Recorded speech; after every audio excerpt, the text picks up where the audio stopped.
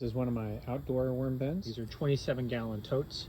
You can get these at all the big box stores, all the hardware stores. 10 bucks-ish, something like that. Right, so you just put in your food scraps, you put in leaves and things that they will eat. So this is my outdoor bin. And I just keep these out here. They stay out here for the winter. You hear different things about worms that with the temperature extremes. They're a little more rugged. This is more of a static bin.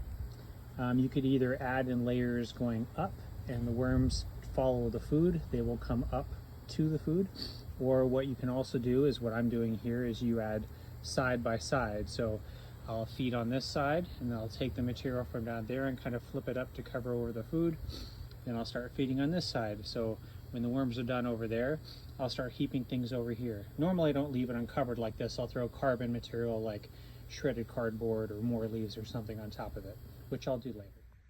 This is another style I have. At the bottom, you have this little faucet, and this is to release liquids that would gather up at a little basin at the bottom there. And that's for something they call leachate. You gotta take that carefully because it's anaerobic. And so you wanna heavily dilute that before you put that on your plants if that's what you're gonna use it for. You stack these in layers, you add food and your worms. They consume this, you put the new layer, and you know when this is full, you put the new layer with new food, and the worms migrate up to the new layer. And then you can simply lift that off, set that somewhere, you take that out, and this is where your worm castings are gonna be, and on as you go up. This kind of requires more handling than I like. My favorite, it's a compost tumbler, and it holds all together when finished about a total of 30 gallons of material, 15 on each side.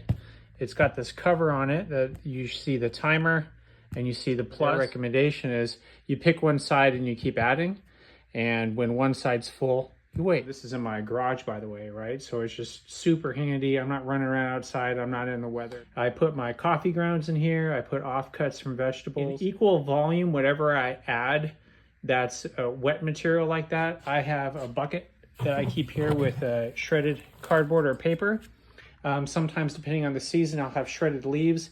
I'll add that in there, and that's how I use it. You put the material in, you put in your carbon, which is the shredded cardboard or paper, give it a spin or two. This for me is just really easy.